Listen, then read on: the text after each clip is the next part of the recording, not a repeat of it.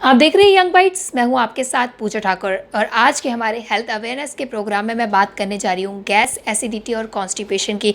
और इसी सब को लेकर हमारे साथ जुड़ने जा रही है मालवी गुप्ता, जो कि फिटनेस एक्सपर्ट है और हमें बताएंगी कुछ योग आसना जो इन सभी प्रॉब्लम्स को क्योर कर सकता है।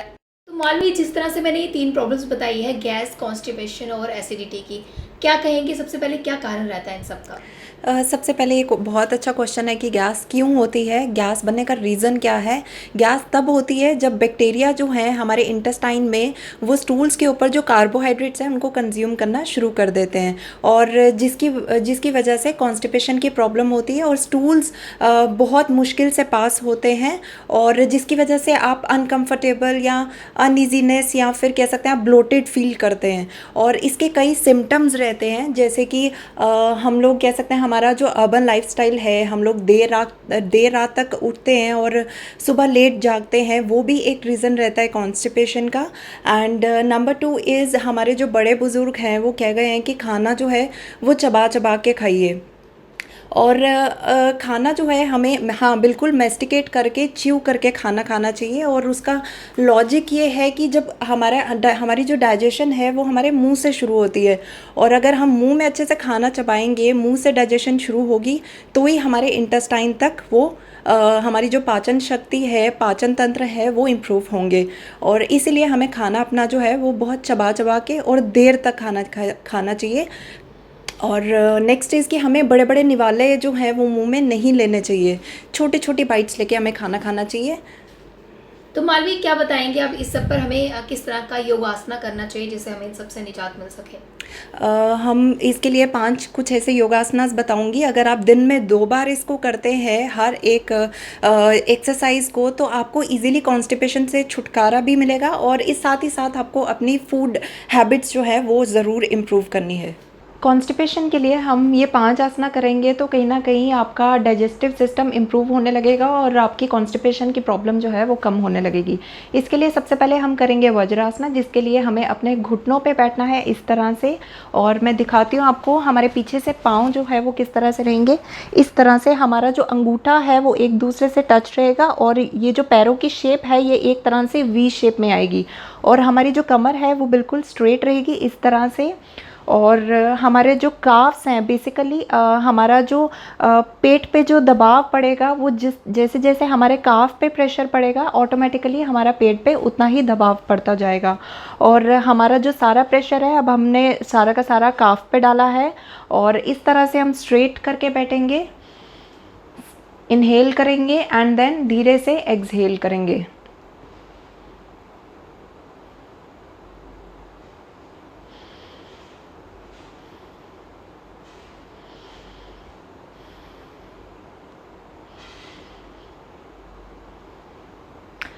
इस चीज़ का खास ध्यान रखना है कि आपकी जो नज़र है, आपकी जो गर्दन है वो बिल्कुल स्ट्रेट रहे। आपके सामने जो भी चीज़ है आप उसको ध्यान में रखते हुए अपनी गर्दन सीधी रखेंगे, और इनहेल और एक्सहेल का खास ध्यान रखेंगे, और आपके हाथ जो हैं वो घुटनों पर ही रहेंगे। और इस आसना को हम 30 सेकंड के लिए करेंगे, और 30 सेकंड के लिए हमें 5 सेट्स टोटल करने हैं, जिसमें से ये 30 सेकंड्स पे होगा और नेक्स्ट भी हमारा 30 सेकंड्स के लिए होगा। और नेक्स्ट आसना हमारा आएगा माल आसना, जिसके लिए हम इसी तरह से अपने पैरों पे सारा प्रेशर डालेंगे, बट एक्चुअल में हमारा प्रेशर जो है वो काफ पर भी पड़ेगा। इस तरह से बैठेंगे, और अब हमारे हाथ जो हैं वो बिल्कुल हमें स्ट्रेट रखने हैं for 30 seconds. Inhale, exhale, inhale, exhale, inhale, exhale.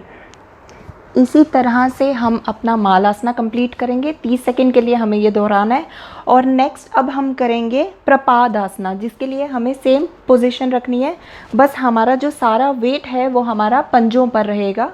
इस तरह से धीरे धीरे, आप चाहे तो आप किसी की सपोर्ट ले सकते हैं अगर आप बिगिनर हैं, और अगर आप कर सकते हैं तो आप अपना सारा जो प्रेशर है वो पंजों पे देंगे, और जिस तरह से हम प्रेशर अपना पंजों पे दे रहे हैं उतना ही प्रेशर हमारे काफ पे भी आएगा। इस तरह से अब हम अपने हाथ सीधा करेंगे जैसे कि हमने मालासना में किया था। Inhale, exhale, inhale, exhale, inhale, exhale। इस आसना को भी हम 30 सेकेंड्स के लिए दोहराएंगे। अब नेक्स्ट हम करेंगे पश्चिमोत्तानासना, जिसके लिए हमें अपनी लेग्स जो है वो फॉरवर्ड रखनी है इस तरह से, और अब हमें अपना अंगूठा पकड़ना है। हमारा जो फुट का थंब है हमें उसे टाइटली पकड़ना है, और हम एक्सहेल करते हुए नीचे जाएंगे एंड इनहेल करते हुए ऊपर आएंगे।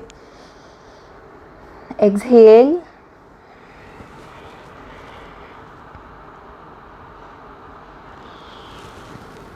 inhale, exhale,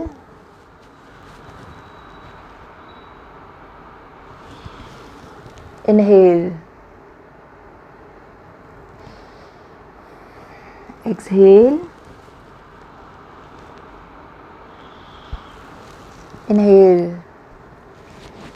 अब इस आसना को भी हम 30 सेकेंड के लिए दोहराएंगे। और नेक्स्ट अब हम करेंगे ब्रीदिंग एक्सरसाइज, जिसको हम प्राणायामा भी बोलते हैं। हम चाहें तो किसी भी पोजीशन में बैठ सकते हैं, जैसे कि मैं अभी क्रॉस लेग करके बैठी हूँ, और आप चाहें तो आप पद्मासना पे भी बैठ सकते हैं। और अपने हाथ खुले रखेंगे इस तरह से, और हम सांस अपनी लेंगे, हम अपने पेट तक सांस लेंगे, और जब छोड़ेंगे तो भी हमारे पेट से जितनी हवा है वो बाहर निकलेगी।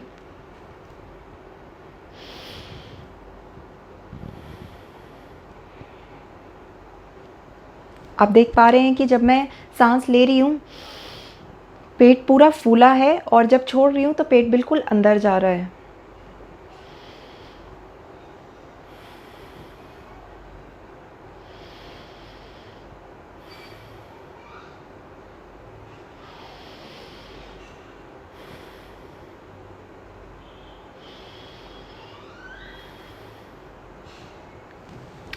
इससे आपका माइंड रिलैक्स होगा, और अगर किसी भी तरह की आपको टेंशन है वो कम होगी, क्योंकि टेंशन का, एंग्जाइटी का, स्ट्रेस का कहीं ना कहीं असर जो है वो आपकी कॉन्स्टिपेशन या फिर आपकी गैस में ज़रूर रहता है।